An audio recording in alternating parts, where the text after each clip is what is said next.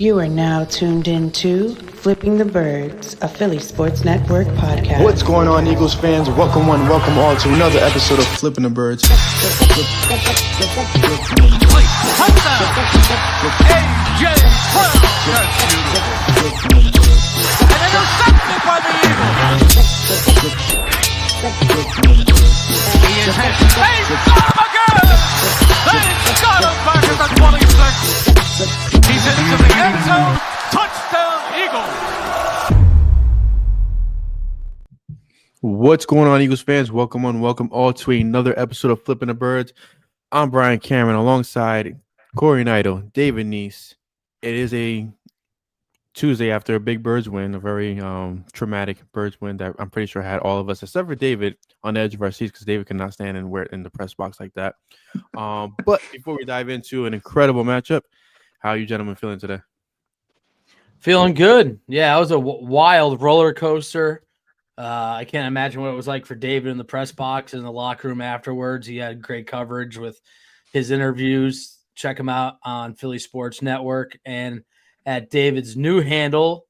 But yeah, it was really cool. So I mean, that had to be one of the worst offensive first halves in recent memory for the Eagles, and then also one of the most amazing comeback wins in franchise history. Yeah, I agree. Yeah, the press box, as you guys know, they rarely react to anything, but they did to that Jordan Davis rumble to the end zone. That was the only time that I've been in there in the past, 2 years that I've heard an explosion like that. They may have did it in the playoffs, but I wasn't there for that. But yeah, they went nuts, and then of course they took off sprinting for the elevator, but just as quickly. But yeah, that was pretty exciting. I mean, like Corey mentioned, it was basically a tale of two halves.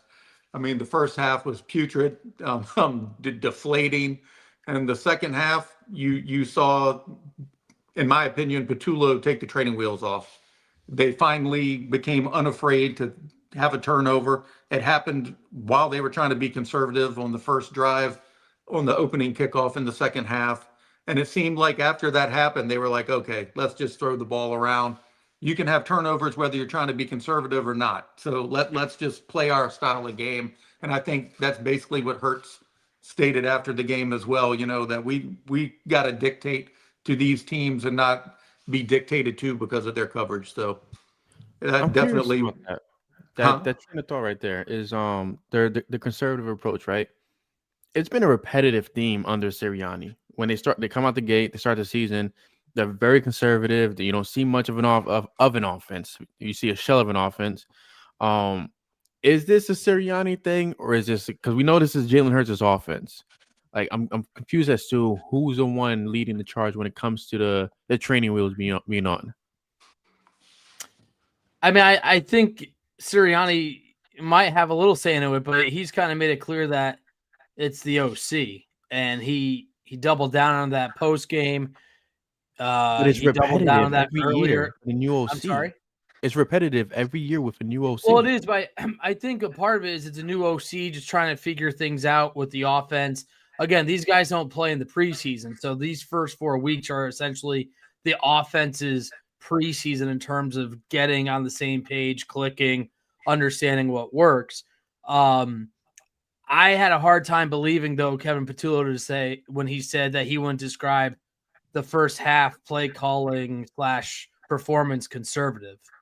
I mean, you got A.J. Brown saying post-game that it looks and feels conservative, and Jalen Hurts telling Pam Oliver on the Fox post-game show that they have to stop playing to not lose. Like, they have to be more aggressive. Jalen said, you saw what our offense is in the second half. So I think a little bit has to do with it's still early for these offensive key pieces. I mean, the offensive line hasn't looked extremely great to start.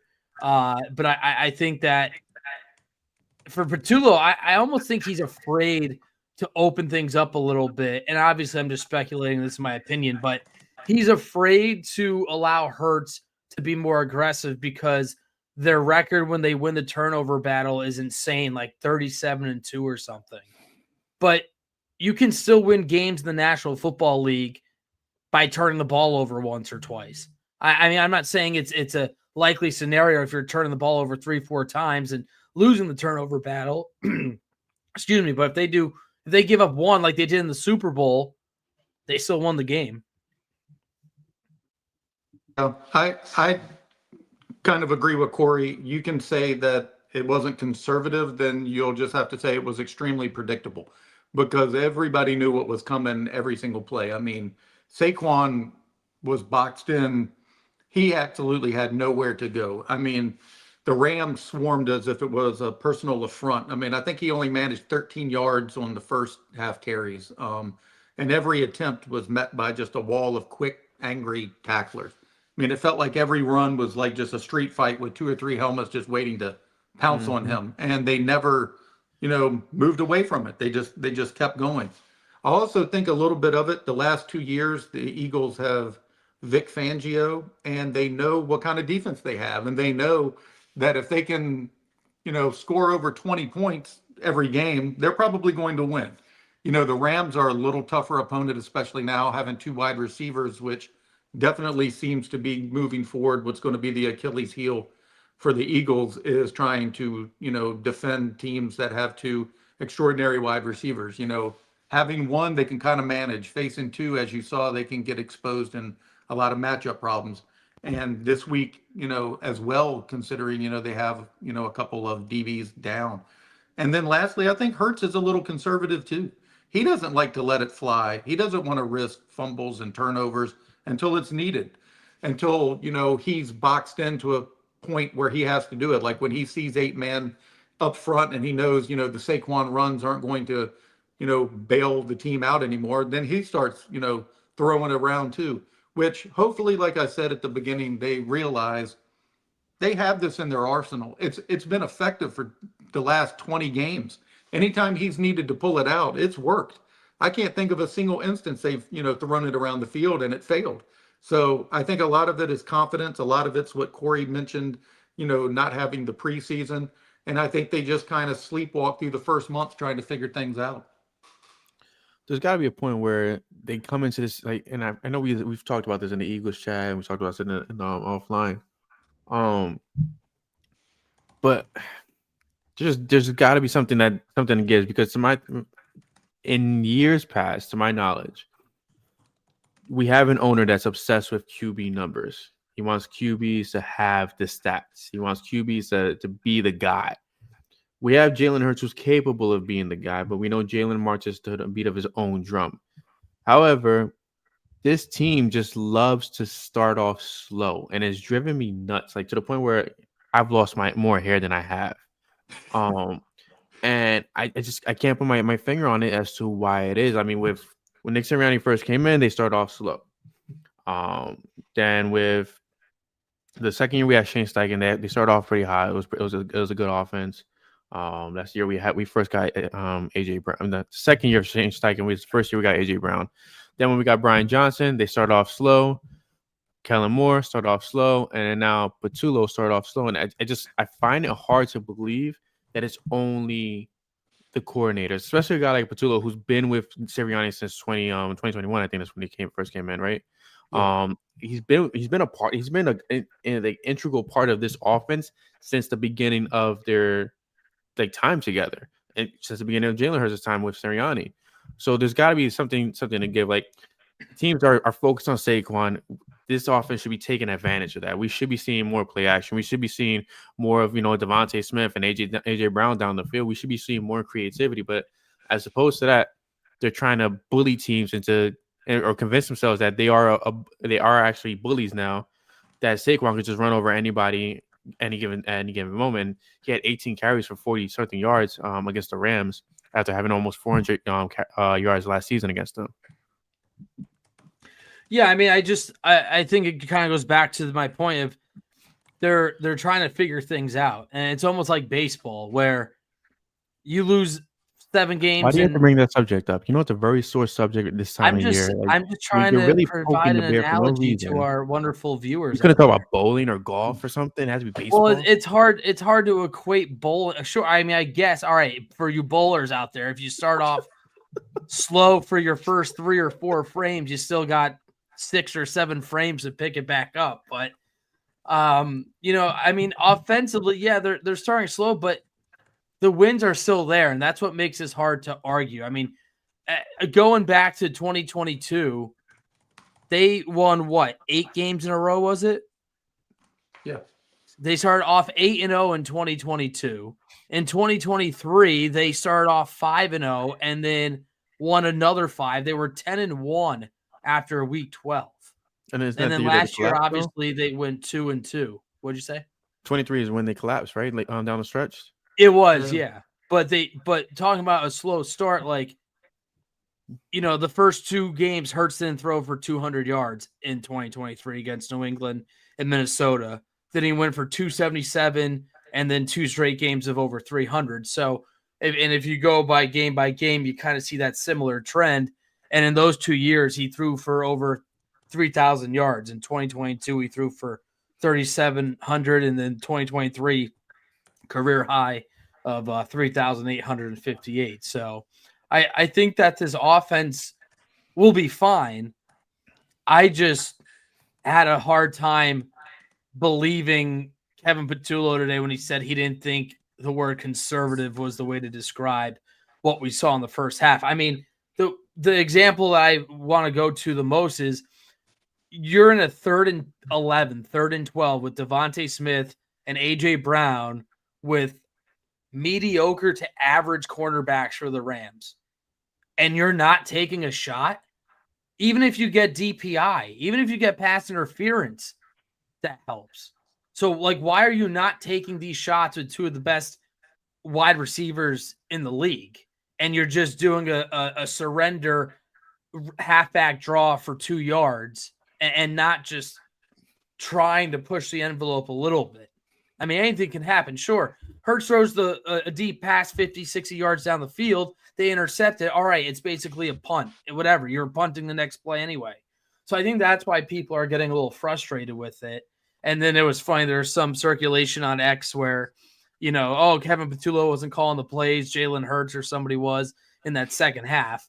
No, they were just forced to open up and air it out because they were down 3 scores and they were running out of time. So I think the slow start it's definitely frustrating. And I mentioned it last show. We're so worried, and you mentioned the owner with Lori wanting the quarterback to have big numbers, but we live in a world where everybody's worried about fantasy football and the betting and the parlays and these player props that I think as sports fandom continues to progress, we're now being trained. Oh, we want these big, high explosive scoring games, and we don't want to watch an offense that methodically moves down the field like it did to set up that game-winning touchdown. By the way, 91 yards, 17 plays, not a single penalty for the Eagles. So it's getting the job done. It's a little frustrating. I get it, but let's see next month. Let's see when October, November rolls around if we're still having this conversation. I don't think we will. Yeah, I agree with that as well. I don't think we will either. I think one thing that's been understated is the Eagles went into the season thinking they'd be able to run like they did last year. And what is not talked about is the O-line has not looked good. They have had injuries. I mean, Lane went out and then Pryor came in and, Fred Johnson had to save the day. But, Landon Dickerson's not completely healthy. And for much of the beginning of the game against the Rams, he didn't look good either. Like he was giving up pressure. He wasn't getting off, on the run blocking as well. The O-line has not looked like the O-line that we're used to seeing. I don't know why other than injuries, but I think that's a big part of it, that they were the team itself, the offensive coordinator, he's a little surprised that they weren't able just to beat up teams and kind of do the same, scenario that they've had for years. And secondly, I think the reason you probably won't see this team change the way that it's designed to be and has been is due to injuries. They haven't had many. Look what's happened to a lot of the teams that have played their starters in the preseason. The Eagles have largely avoided that, which in the past was a terrible issue. So much so that, physicians were getting fired every season off of this team. And, the Eagles see this, and Nick preaches this, that this is, a marathon, not a sprint. Their goal is to peak at the end, is to be healthy at the end of the season. Nick believes it. The players buy into it. and 2 Super Bowl appearances and 1 Super Bowl victory in 3 years later, I think the results speak for himself. And as far as Jalen Hurts and the passing game, like Corey mentioned, like fantasy wise, I'm not worried about the 300 passing yards per game stat. I'm not worried about the 4,000 yard season markers that clearly all of the other fan bases are obsessed with when they discuss his numbers. He put up 200 and a half. He can do it when it's needed. What is a little concerning is, the offense needs to do it from the beginning. They don't need to dictate at the end because they have to do it to win. They should start doing it from the beginning of the game. And, I think in 22, I think that was the hallmark of the team, right? They led the league in scoring in the second quarter, like by a lot. Like they were averaging something like 15, 20 points a quarter that second quarter. It was crazy. And, I think they need to get back to a little bit of that. Did you guys know that this is the largest comeback deficit that they've had since the Miracle of Meadowlands? 19 points. The Deshaun one. Meadowlands, the Deshaun one, yeah, part 2. Forgot about part 1.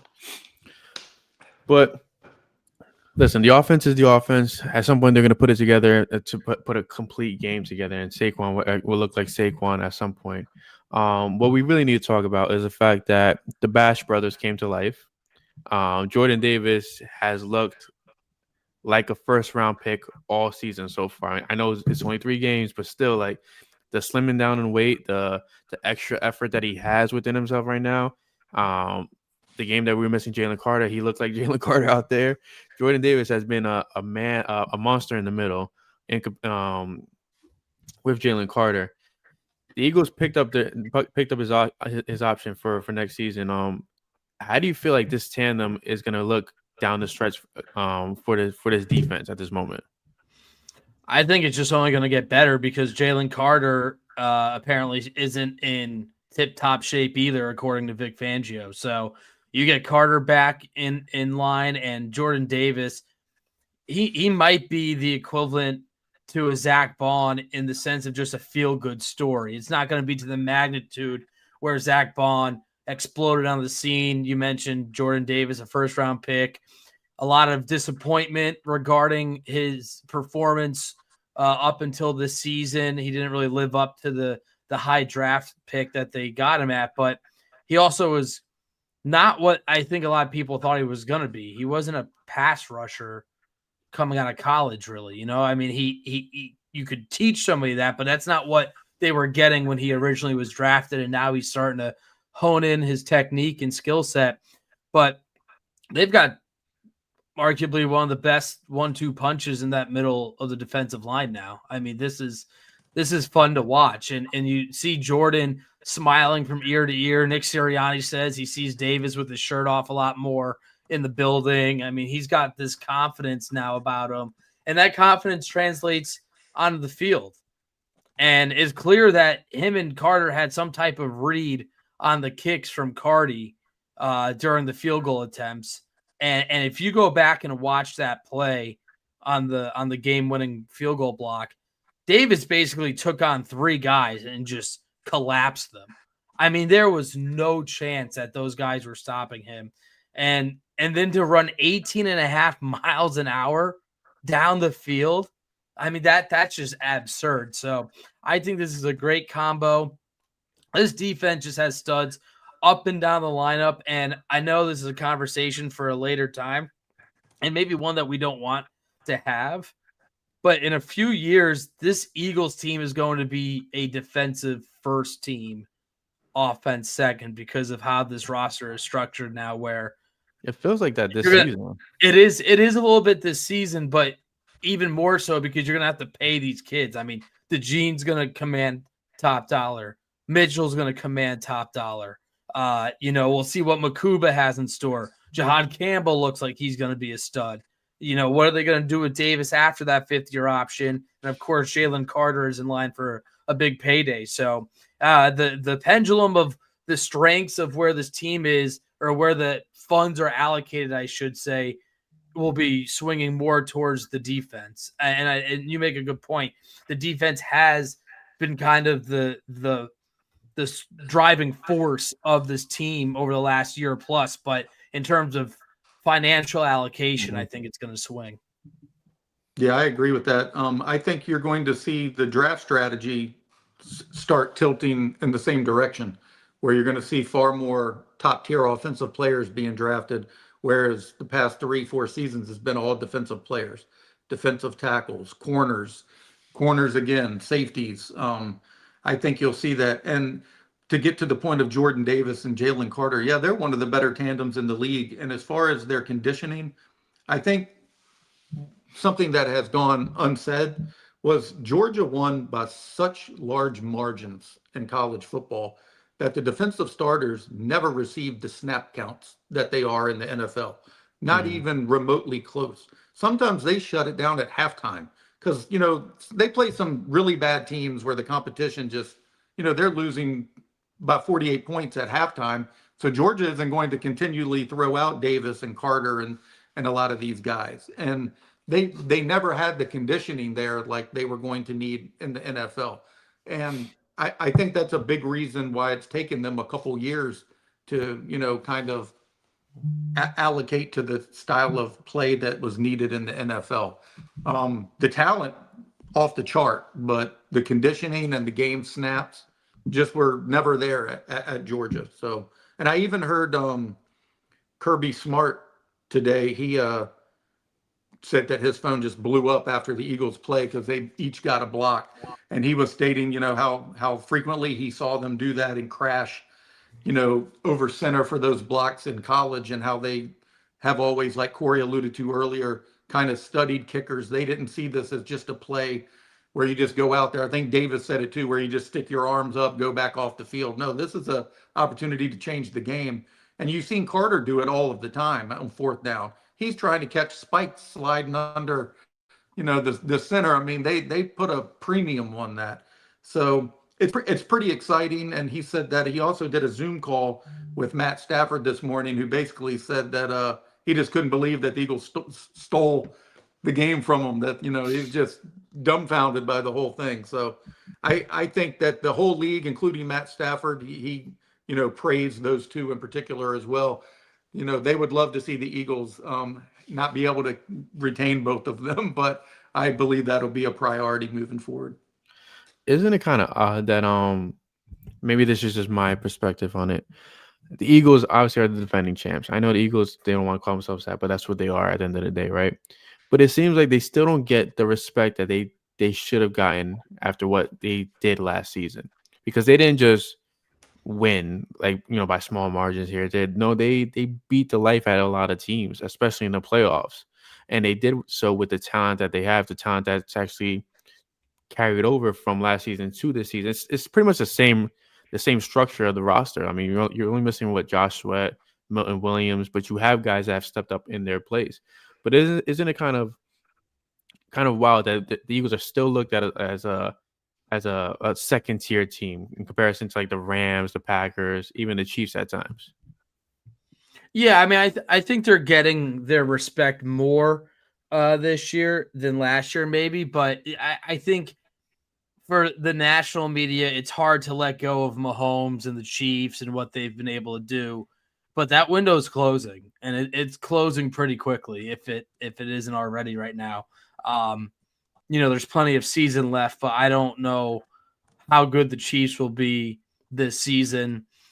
I think a lot of it also has to do with the negativity surrounding the tush push, the negativity around Jalen Hurts, and how a lot of Eagles fans stand up for him, even though his numbers don't look great. And, you see these people complaining about, oh, you're calling this guy a top 5 quarterback when he's throwing for barely 200 yards. But as he told, the Chiefs 2 weeks ago, hey, we got the win. That's all that matters. So I'm not worried about that, and I don't think fans should really care. A lot of it's just clickbait garbage, but I think they're going to be where they need to be. I think they have a wonderful window here, and I think fans should just enjoy this ride that they've been on, and a lot of it has to do with the culture that Nick Sirianni has built within the walls of that complex down in South Philly and inside the locker room. Yeah, I agree with that too. I mean, it's mainly the disbelief in Jalen Hurts. That's mainly what it comes down to. National pundits get a larger audience by pouncing on them. Even Drew Brees today was saying the Eagles offense is boring. Their brand of football kind of is boring, maybe it is, but it's also winning. And all of those comments get reaction from the Philly faithful. So it will not die down because it's getting exactly what they want: attention, reaction. And that's what those comments are made for. And even if in their hearts they do think the Eagles are great and have a really good shot to win the Super Bowl back to back, they would never say it because that's not exciting. That's not going to get viewership. So I don't know how genuine what they're saying really is. It seems more strategic, in my opinion, to just keep the viewership high and the outrage, and like Corey alluded to, crying about the tush push. Just everything you can say negative about the Eagles is they've become the villain. They're the New England Patriots of the early 2000s, late 2000s. They've become the evil empire, and I'm just glad I've lived long enough for them to turn into a relevant team that's like this. Amen to that. I'll definitely take that any day of the week. But speaking of a strategic and tush push, the Eagles will be traveling down to Tampa on Friday as they prepare to take on the Tampa Bay Buccaneers, a team, probably only the team in the league that's had their number in recent years. Todd Bowles was the first coach to actually stop the tush push, if I'm not mistaken, was like last year or the year before. And he's loaded up on a couple of defensive tackles on the practice squad as well as the main roster this week. What are your expectations going into this game? I know it's gonna be a hell of a defensive effort, but on both ends. But the Buccaneers are down Mike Evans. Chris Godwin, I think, is gonna be back for this game, if I'm not mistaken. The rookie receiver, I don't want to butcher his name. I'm terrible with last names. Emeka Egbuka. Yes. He looks the part. He looks like a stud. Baker Mayfield is coming into his own, and I'm happy that he's gotten the rejuvenation he needed in his career. But this looks like it's an early preview of what the playoffs could actually bring. Whether they end up facing the Bucks, whether they end up facing the Rams, or even the Lions. What are your expectations going into this game for the Eagles' offense and defense? We could tackle the offense first. Yeah, I mean, I think for the Eagles offense, they just got to be aggressive. They have to figure out how to handle the blitz. I think that Tampa likes to blitz them a good amount. You mentioned Chris Godwin might return. Jeremy Fowler has reported that it's a possibility, along with Tristan Wirfs, who's one of their anchors on the offensive line for the Bucs. But to me, I was on another show earlier, and I said I can't count the Eagles out anymore. Like they just show too many ways to win games, and yeah, maybe this past Sunday was a fluke, and we may never see that again or for a very long time. But the fact that they turned it around the second half the way they did, I mean, when Hurts got strip sacked early to start that third quarter out of the halftime, I pretty much said that's it. That was game. And they just continue to fight, and the defense continues to shine in the second half. So offensively, you got to get Barkley going. I don't know how they do that, though. I know David had mentioned, and I mentioned, that this offensive line just isn't playing the way it should right now. Lane Johnson, we'll see how his neck injury is. Landon Dickerson, is he dealing with some lingering effects from that torn meniscus that he suffered in the preseason? And you got to see what happens with that, because if you can't get the running game going, you're going to struggle again, because it's going to be one-dimensional football. And I think everybody knew going into this year that it's going to be tough sledding for Saquon in the running game at times, but I didn't think it'd be this tough to start. He had a gain every single yard in that Kansas City game. I know he was held in check Sunday against the Rams. He's a great teammate. You see him losing his mind when they score touchdowns and it's not him. So you're not going to be worried that he's going to make a stink about his lack of production. But I think on the offensive side, they need to attack this defense from Tampa, who they've only given up 22 points a game, but they've played the Jets, Houston, and Atlanta. Not really great offenses. So I'm interested to see how the Eagles are able to attack this defense. Yeah, Todd Bowles has obviously been Jalen Hurts' kryptonite since he's come into the league. He uses exotic blitz packages. They don't show coverage until the last second, and it did confuse Jalen at times. Hurts has evolved since then, from those games where the Bucs players were on the field, caught on tape, hollering that he doesn't understand the defensive alignments. That's 4 years ago news now. I don't think they'll have those same issues. And I also looking forward to the challenge of the tush push, because Todd Bowles is one of the only coaches who actually is for it and says, let's man up and see if they can stop it. And I think his team did stop it last season. I think they were effective at it. So I like the competitive spirit between these two. So I'm looking forward to this matchup a lot, because I think it is a barometer to see how far Jalen Hurts has come. It's definitely going to be an interesting matchup. I mean, you have Baker Mayfield versus Jalen Hurts, two guys who don't get the respect that they deserve in this league. Two, when healthy, potent offenses with Mike Evans, Chris Godwin, and now Emeka, and then you have Devontae, Dotson, and A.J. Brown. Offensively, I know we just went around, but I'm just curious about this. Can we see a repeat of what we saw with Devontae and A.J. Brown? Like, is that sustainable for this offense without Saquon doing Saquon numbers? It may have to. I don't know if it's sustainable, but I think between AJ, Devontae, Dallas Goedert, I like to see Jahan Dotson mixed in a little bit more. He's kind of been disappearing over the last couple of weeks. John Mechie as well. He hasn't shown up at all. I mean, I wasn't expecting much from Mechie, but at least Dotson, with the full season under his belt, him working down in Houston together with Jalen Hurts, building that camaraderie. But I mean, they have to get Smith and Brown the ball. AJ Brown, when he has over 100 yards receiving in a game, the Eagles are 15-3. That is a winning formula. And AJ said it post game. They asked what was the difference from the first half to the second half, and he bluntly and respectfully said, "They got me the ball." I mean, this is one of the best wide receivers in the game. He showed that he can make big, clutch, tough catches. He can manhandle a lot of cornerbacks with his physicality. You got to find ways to get him the ball. Devontae Smith is sure-handed. He is phenomenal as well. And I think what's going to be key, especially in this Buccaneers game and moving forward, is even if they don't sustain those types of numbers, they have to sustain their success in the red zone. They are a perfect 8 for 8 through 3 weeks, scoring touchdowns when they're in the red zone. They're the only team in the league at that perfect percentage. Now, they're not going to be perfect, of course, all season. They finished at about 58% last year in their red zone trip scoring touchdowns, which is still really damn good.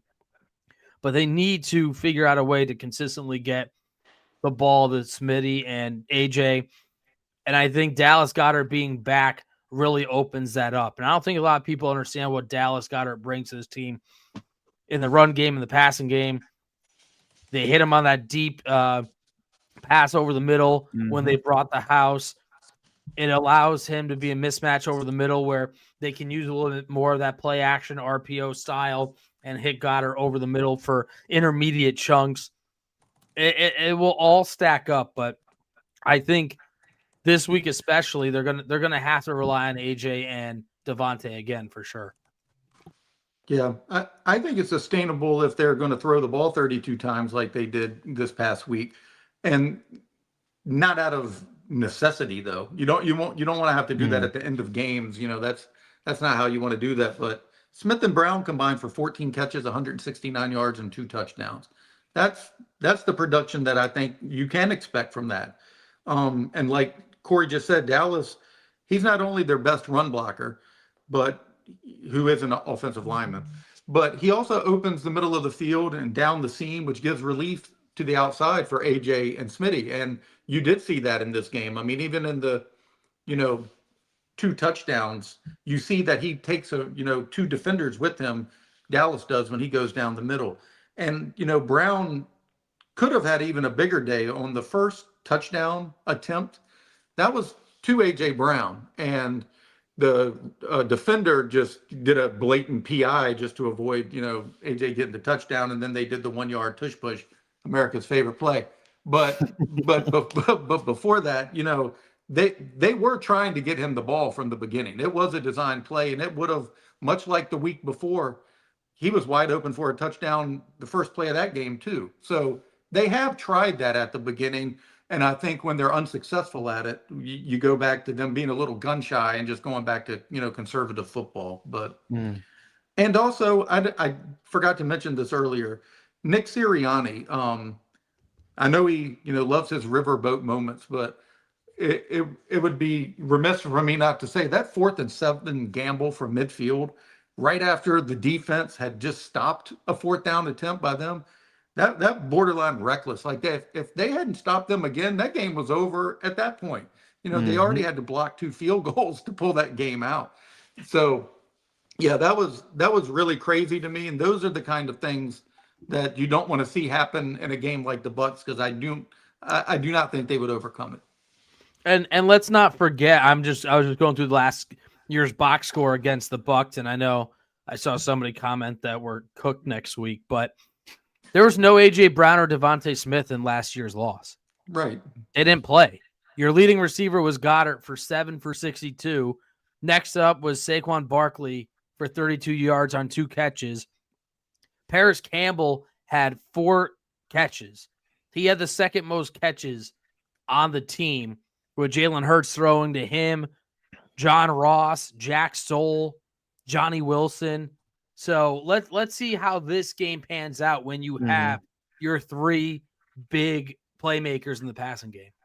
Yeah, that's a great point, because nobody mentions AJ missed 3 of the first 4 games or something like that. That was also a reason, like when Brian was asking earlier for the slow starts, that was a big part of it. And I'm not convinced that AJ didn't have a little bit of a hamstring issue the first week or 2 this season either. I mean, there's a reason he didn't practice all the end of camp, So I think that's a great point.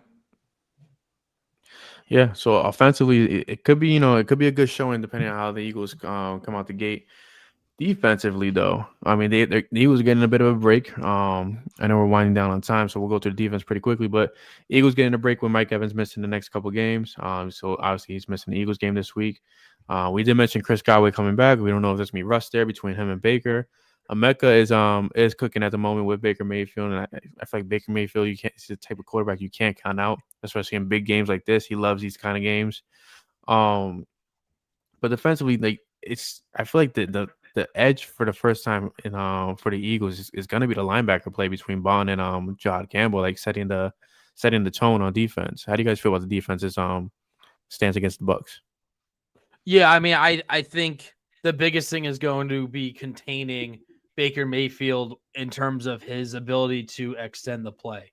You can't have Mayfield running around with his head cut off, making these Houdini type passes like he's just having fun with a couple of his boys in the backyard. For as good as Quinyon Mitchell is, for as good as Cooper DeJean is, for as good as his defense is, you can only cover NFL receivers and tight ends for so long. So the biggest thing is the linebacking play, as you said. Do you set a spy and have Campbell just shadow Mayfield, or is it Bond? How are they going to attack that? Secondary wise, I don't think you're that worried. I mean, if you put Mitchell on the rookie and Mbuka, then okay, now you've got CB2 is up in the air. I know we didn't talk about it yet, but the reports are out that Adoree Jackson and Jacorian Bennett are banged up and they may not play this Sunday. So you're looking at Keely Ringo and Mac McWilliams. And Vic Fangio said earlier today that he told Ringo recently, not this week, but that he's going to get a chance and he has to be ready for that opportunity. And this could be his opportunity, and it could be a nice ease in for Ringo, who I think there was a lot of expectations around because of his physicality and athleticism. And it just has not been put together fully yet for Ringo. But this is a game where, as you mentioned, Brian, they do get a break. They're not going up against a future Hall of Famer and Mike Evans. So you can kind of pick and choose how you want to attack their top passing option. As long as you keep Baker within the pocket and don't give him that extended time, I think that this is the year that they finally get the monkey off the back in winning in Tampa. Yeah, if you're old enough to remember the pickle juice game in Dallas back in 2000, this pivot that the Eagles are doing this season isn't as drastic as that. However, the team does believe that fatigue has played a big role in their losses, and they are adjusting their routine by going down there a day earlier this year to acclimate to the heat sooner. So I think that could play a big role. I think it's understated how hot it really is down there. I've been down there twice. It is terrible. The temperature on the field is even worse. Like it reaches upwards to 100 degrees, and when you've been playing 900 miles north, it's a big problem. Denver used to, and probably still does, used to have a huge advantage due to that for early season home games because they play such high altitude. Teams would come there and they'd historically start the years off 6-2, 7-1 because nobody could come to their stadium and play the whole day. It was just the altitude just made everyone winded. So I like that pivot. I think there is something to that, and then you get an extra day practicing out there in that heat.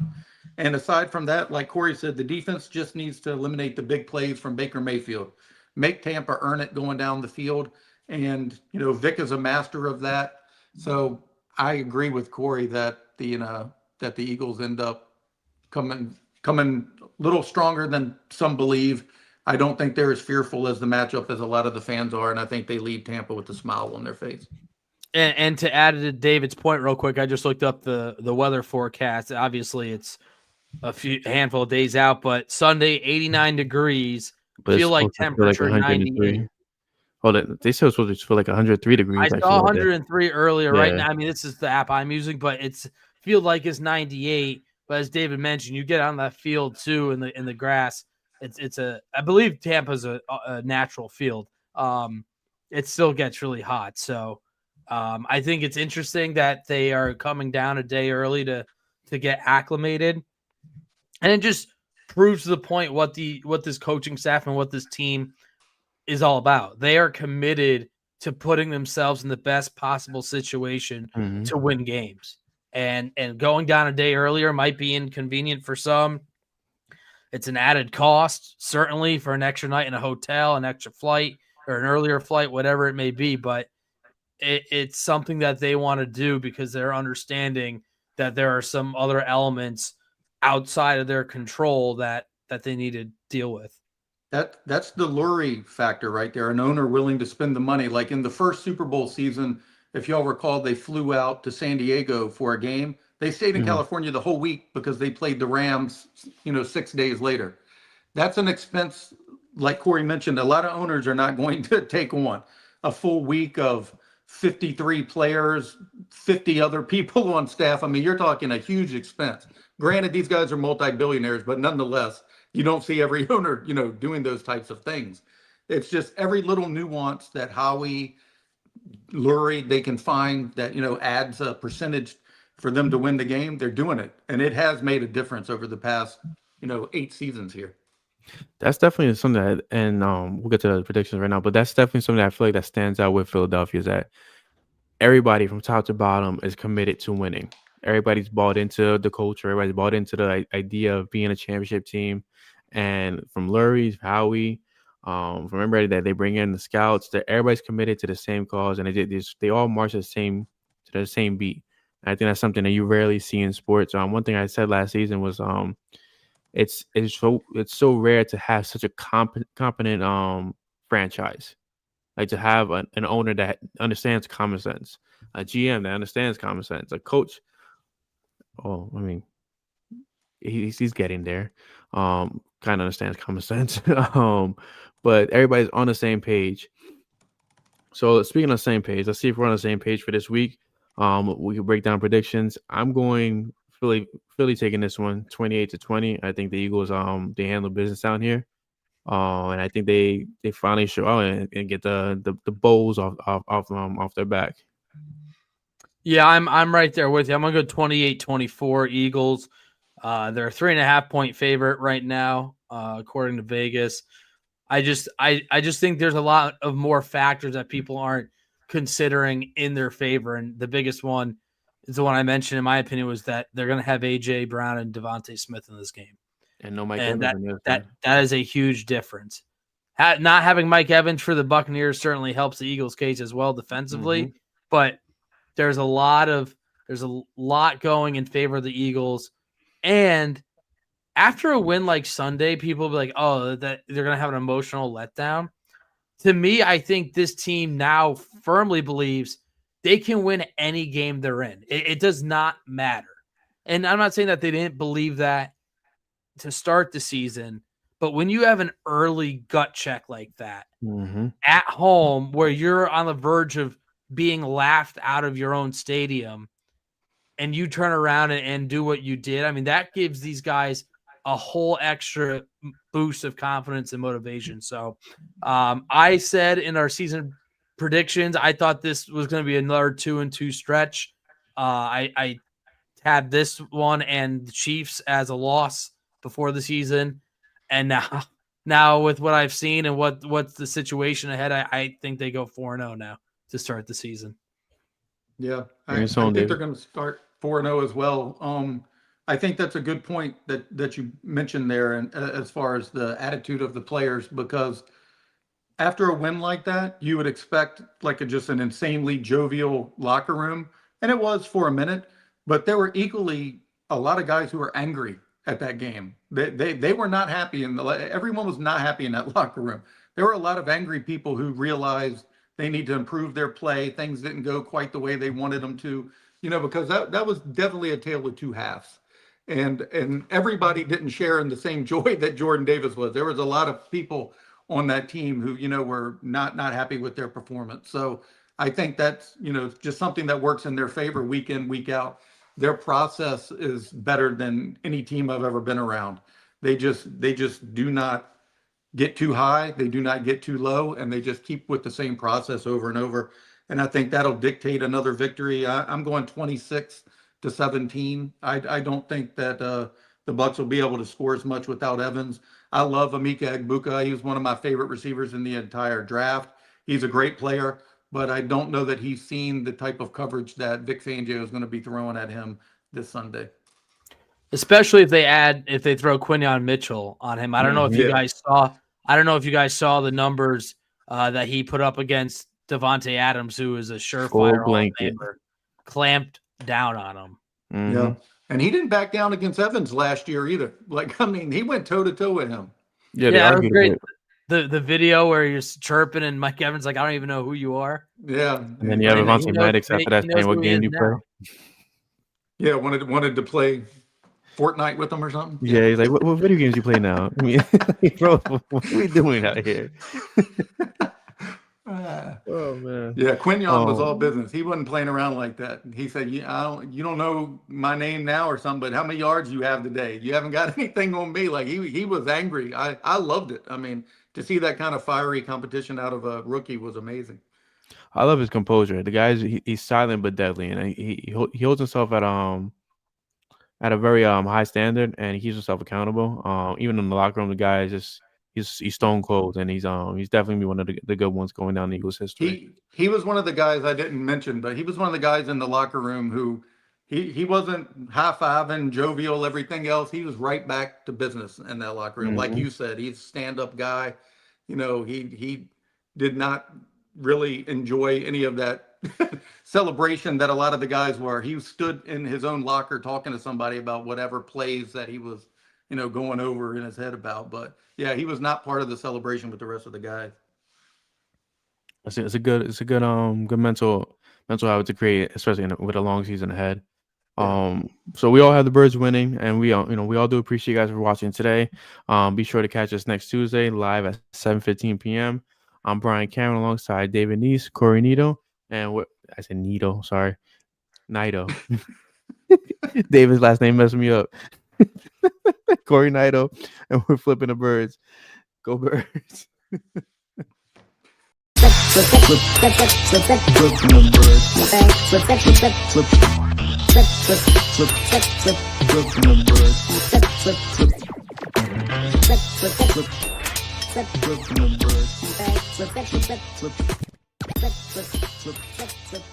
Flip